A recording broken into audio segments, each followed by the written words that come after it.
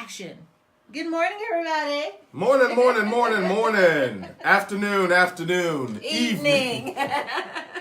Welcome to Motivational Moment in the morning. I am Porshea Wilkins. I am Jarrod Wilkins. You forgot your name, really. We're excited to be with you all this morning. We'll be getting started in just a moment, so go ahead and do the honors. Share with everyone. Tag. Yes, all that good stuff. Let everybody know it's about to go up, not even down. Up. Yeah, all of that. All of that that good stuff. Let us know where you're chiming in from. Good day, good morning, good afternoon, good evening. Let us know where you are broadcasting from. We'd love to greet you and communicate with you as soon as the broadcast is done. Also, do us a favor and share this on your Facebook wall. We would be so honored that you would do that. I know it's so difficult for so many of us to hit share at times, but go ahead and do that. It's going to be a phenomenal topic this morning. I'm excited about it. I'm excited about all that's taking place, honey. Absolutely. If you're watching live, then type live. If you are watching the replay, type replay. So we know who's watching when. People are still watching the broadcast from the other days that we've done it, and that's exciting to see. It is. It's amazing. People think that this is such a commitment, and to some degree, it is a commitment to be up early and do these sessions every single day. But it's a commitment, but it's a fun commitment for us because we just we love sewing. Especially in this season. This is season 2. Of Motivational Moments in the Morning. Season 1, we did 335 episodes in season number 1. So that was 5 days a week, 335 times. And so we saw the tremendous harvest in people's lives that came from that. And so I cannot wait for that to happen here, because on season 1, we were averaging about 1,000 people a week listening to the podcast and the broadcast. And now we are averaging a little over 1,500 to sometimes 2,000 people viewing these broadcasts a day. So that's exciting to go from having that type of exposure per week to per day. And all that means is that many more people are being impacted, that are being inspired to go seize the day and not get from the day. So it's exciting. Do us a favor. Make sure you let us know where you are broadcasting from. I'm so excited to see and hear from many of our friends, many of our family members, many of our former co-workers and business partners and associates. This is a safe ground, safe platform for all of us to come on here, listen and share when it comes to concepts and not companies, really to talk and hear about principles and not necessarily products, and most importantly, not to deal with drama, but to walk and deal in destiny. So I'm excited about that. Actually, babe, the reach is way more than that. So there's views and then there's reach. And so our reach has been in the 6,000 to 8,000 range. Whatever that means, we reaching some people. Yeah. Okay. Means it's a lot. It's exciting to see that people are hungry for this. That's what it tells me. So let's keep that going. 5 ways to do that. Like the When Dreams Collide Facebook page. Okay. Join the group. Join it. We have some exciting things we're going to be doing in the group super soon. You definitely want to make sure you are connected to the group for that. Okay. And then subscribe to the website. If you go to the site, WhenDreamsCollide.com, we got When Dreams Collide on demand. All right now, on demand. I like that. So all the replays are posted there, so you can go and watch them all. They're going to be posted there. SoundCloud as well. We'll be on iTunes and Google Play soon, so we'll let you all know when that is available. Yeah. We're on Instagram. We're on the gram. Okay? We're on the gram. So head on over to Instagram. Follow us there as well. And then what else do we have? And just share. So like the page, join the group, follow us on Instagram, share it with everyone you know, and subscribe to the website that we have there as well, WhenDreamsCollide.com. Do it all. Come on, guys. We ought to be sharing the broadcast right now. We're excited. Let's go ahead and get started. Good morning, ladies and gentlemen. Good morning, kings and queens. Good morning, world changers. Good morning, students of excellence. Good morning, vision carriers. Good morning, family. Good morning, VIPs, Vision Impact Partners. This is the day that the Lord has made, and we will rejoice and be glad in it. I am excited about your future. Yes, did you hear me? I said I'm excited about your future. And this is why I want to talk to you from a thought this morning. I'm still useful. Ooh. Yeah, let that resonate. Mm-hmm. Let that reverberate. Let that marinate. I'm still useful. I feel it. I'm still useful. I was having a thought in a moment on yesterday, and having that moment and going through just the catalog of experiences we've had over the last several years, and many of the bumps and the bruises and the learning moments and the setbacks and the pushbacks and the fallouts. And oftentimes what I think happens with many of us, we begin to replay past pains. And when you replay your past pains and our past shortcomings and our past pitfalls, what the enemy attempts to do is use that as leverage that disqualifies us. Mm-hmm. You know, the enemy is referred to as an accuser. Yeah, he comes up with accusations and conjecture. He accuses you. I often give you the definition of an enemy, and I want you to write it down. I don't want you to ever forget it, because oftentimes we can categorize or miscategorize people, and when people can categorize you, they can cancel you.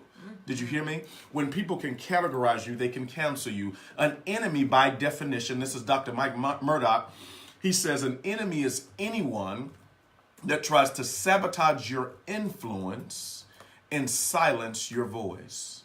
Let me say that again. An enemy is anyone that tries to sabotage your influence and silence your voice. I'm still useful. Well, why is that important for me to define for all of us this morning? It's so important for me to define it because sometimes it's not the enemy on the outside that's defeating us. It's the enemy on the inside that is defeating us. Les Brown says when the enemy on the outside, or when the enemy on the inside is defeated, the enemy on the outside can do me no harm. I'm still useful. See, the accusation says that because I've had a divorce, it means that I'm no longer useful. The accusation is because I've gone through a bankruptcy, because I've been caught in fornication, because I've got tattoos on my body, or a tattoo across my face, or a tattoo across my life where man has put ink on it and put a period, that it's over. Well, I want you to understand the way that God works is he takes that period that man has put in your life and he changes it into a comma, which means there is a continuation to the sentence. In other words, I'm still useful. Why do I say that? Because Noah, although he was a drunk, God still used him to build the ark. Paul, although he was a murderer, he had his Damascus Road experience and fell off his beast, and he went out from being a murderer and he was still useful.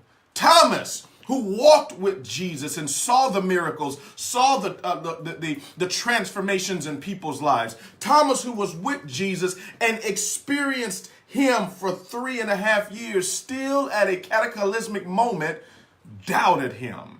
Hence the name Doubting Thomas. That means your proximity to me doesn't mean you have power. In other words, the people that are most closest to you oftentimes will still doubt you. They'll still doubt that you're useful, because Doubting Thomas, or Thomas as it were, was walking in with Jesus through the entire process. And Jesus tells Thomas, as well as the other 11 disciples, listen, I'm going to be crucified, not for doing wrong, but for doing right.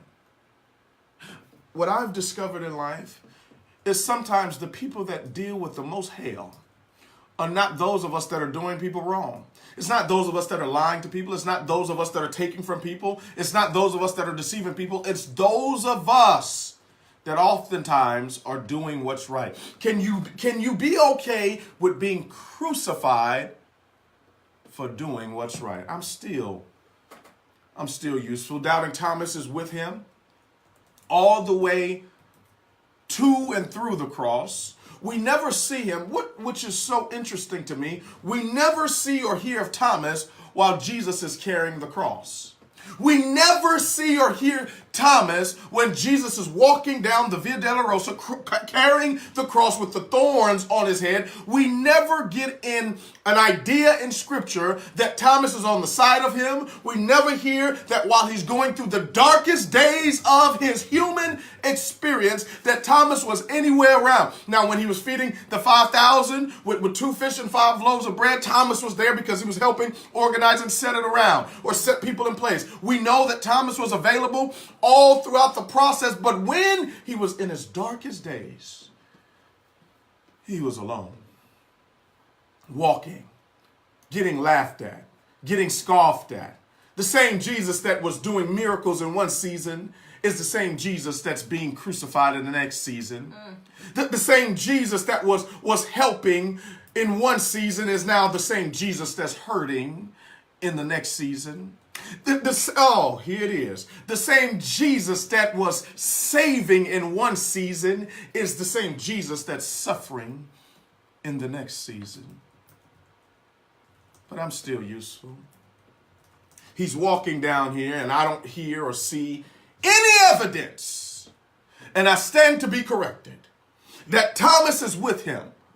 But isn't it amazing that the same people that believed in you, with you, and for you, when it seemed like you would win, when it seemed like everything was flowing, when it seemed like the audience was there, when it seemed like the money was flowing in, when it seemed like the houses were in abundance, when it seemed like the refrigerator was full, when it seemed like you were eating caviar and steak and shrimp, them same people were no longer around in your darkest days. I'm talking about the days that you skip over in your book. I'm talking about the days that you try to camouflage and hide with the fake posterior of a smile. I'm talking about the dark days where you feel like I won't develop. And it became so bad that after Jesus now comes from the tomb, after he's raised from the dead, Thomas shows up. He shows back up. So in the good season, Thomas was around. In the dark days, Thomas was nowhere to be found. But now I'm about to go to season 2. Shucks. You show back up, Thomas. Thomas showed back up. Thomas appears again. And he appears, watch this, not for confirmation. He appears for validation. He wants Jesus to prove that you are who you said you are. In the words of the philosopher Nene Leakes, I said what I said. Jesus takes out his hand. Thomas, put your hand in my holes. Shucks, I wasn't even meaning to go here. No. He said, put your hand in the holes of my hurt. Put your hands, because sometimes in order for me to prove my authenticity, I've got to show you my holes. I've got to show you where I fail. I've got to show you where I've been scarred. In order to prove that I'm still useful, I've got to show you where they hurt me, where they left me for dead, where they thought the business wouldn't return, where they thought the volume wouldn't resuscitate. I've got to show you. See, this is why I keep documentation of the down days.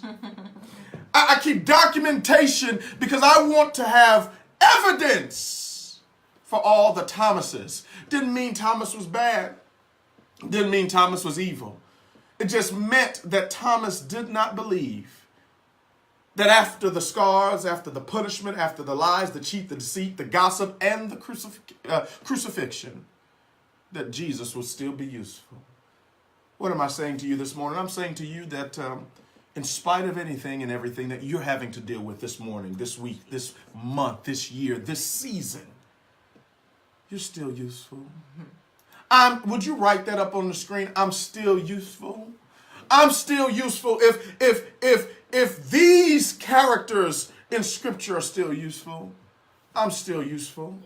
In spite of the scars, in spite of my imperfections, I'm so glad that God is not looking for perfect people. He's looking for people with holes. Oh, shucks. He's looking for people with holes in their life that he can use to validate that you're still useful. My God, my God, my God. That's a word. Put your hands in my holes. Ooh, wee. Jesus. That right there. That's something serious. That is powerful because we all, the holes represent the process. They represent the pain. It represents the price that was paid. Mm-hmm. And we all have them. Some of us got holes in our hearts. Yeah, definitely. Holes in our minds. You know, just walking around with incomplete pieces. Yeah. Because of the process, because of the people that we've encountered along the way, because of the process. But we're still useful. One of my favorite scriptures, Ephesians 2:10. Ephesians 2:10, it says, "For we are his workmanship," which means his own masterwork, a work of art. You are a work of art. Created in Christ Jesus, reborn from above, which means he was spiritually transformed, renewed, catch this, ready to be used. Wow. For good works, which God prepared for us beforehand. Wow. Taking paths, which he set, so that we would walk in them, living the good life, which he prearranged and made ready for us. Using is a part of the process. Yeah. We were created for God's use. That's right. So it comes with crucifixion. Yeah. It comes with all of those negative things. And here's what I've learned. There's a big difference between when God uses you and when man uses you. When man uses you, there's mistakes. Yeah. There's mishaps. There's misstarts. There's manipulation. Come on now. There's all of those things. There's unmet expectations, misguided expectations. There's so much confusion when man is involved and when man uses you. And there's a lot of negative things involved when it happens. Right. But when God uses us, it's manifestation of the promise. It's manifestation of the dream and of the goal. It's not devastating. Instead, he gets you to your destiny. You know, it's not all these negative things that we experience with man when we're walking and operating and doing what God has called us to do. Right. Despite everything. See, the thing about it is, I have to say this all the time to myself and to other people, just as a constant reminder that God is omniscient. He's all-knowing. That's right. There are no secrets. So he knows what you're going to do before you even think about doing it. Wow. Before the thought even enters our minds, he already knows the end result from doing it. Wow. And he still uses us. Despite it all. Despite the abortion. Despite the fornication. That's right. Despite the infidelity. Despite the side pieces.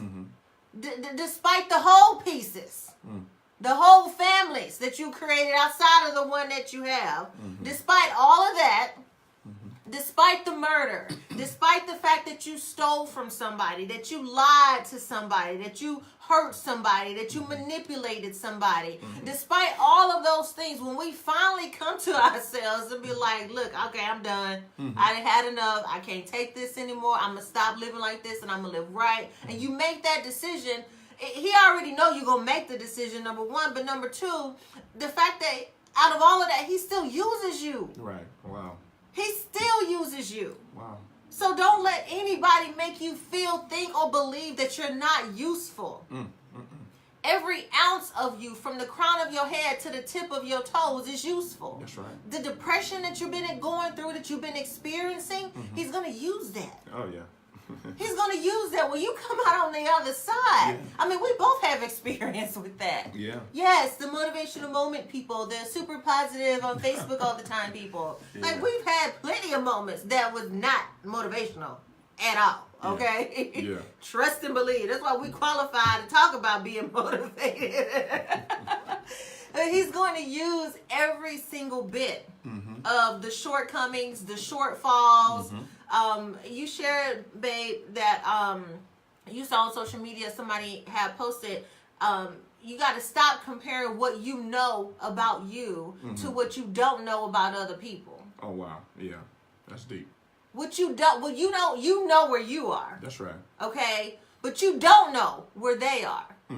But you think you know because of what you see. That's right. I guarantee you, if y'all sat down and you compare stories, if you compare trials, tribulations, and shortfalls and all that other kind of stuff, I guarantee you, you'll take everything you're going through back. Yeah. I'm good. I'm going to stay right here in my diabetical state. I'm going to stay right here with my heart issue. Right. I'm going to stay right here even in this cancer. I'm going to stay right here because I don't want that. Right. I thought I had it bad. Yeah. But I'm going to stay right here with all of my limbs. I got my fingers, my toes. Wow. I have my hands, my feet. I got my arms, my legs. I got my eyes, I got all my teeth. Bless the Lord. I'm going to stay right here with what I have and work with that and allow God to use all of that to be a blessing to somebody else. Yeah. Ladies and gentlemen, be encouraged. Be excited. Yeah. Because it's suddenly season. He's going to suddenly, urgently, immediately, right now, use every single thing that you thought was no good. That's right. That's right. He's going to use all of it for his good. I'm still useful. You know, it's amazing when you really have a reflective moment. And so many of us, we don't. We are living in such a fast-paced economy where you're attempting to get from here to there and you're moving, you're going to and fro. But sometimes you ought to sit back and think about all of those moments that you didn't think you would make it. The old saints would say how they would sit back and wonder how I made it over. How I made it over. How did I make it past this? How did I make it past the divorce? How did I, you could get so down that they have to pump sunshine through down to you. You can be in such a miserable moment in life and it begins to erode and corrode your heart and your spirit and your mind, whereas you don't even want to see people happy. I mean, other people's success offends you. I mean, you can get to that point where you don't want to clap for nobody, not even yourself. Wow. But I want you to know, God will use that. Whatever it is that you're experiencing or have experienced, it doesn't disqualify you. Those holes validate you. Those holes show that you have risen. The holes are proof that you not only carried the cross, were crucified on the cross, but you rose back up again. Ooh, Jesus. I'm still useful. God bless you. God bless your families. And God most certainly bless your dream. Make sure you like the When Dreams Collide Facebook page. Join the When Dreams Collide group. Visit our website, whendreamscollide.com. All of the Motivational Moment in the Mornings are there on demand for you can watch the replays over and over and over and over again. If you missed one or you want to listen again, it's all there. Follow us on Instagram. Share with everyone that you know. And we are here Monday through Friday, 7 a.m. Central Standard Time. On the website, you'll see a time zone chart there so you can figure out what time it is in your country. Because we got people from all over the world that are watching. We're excited about that. So yeah, guys, thank you guys so much again. We love you. God bless you. and we'll see you tomorrow. Share, share, share.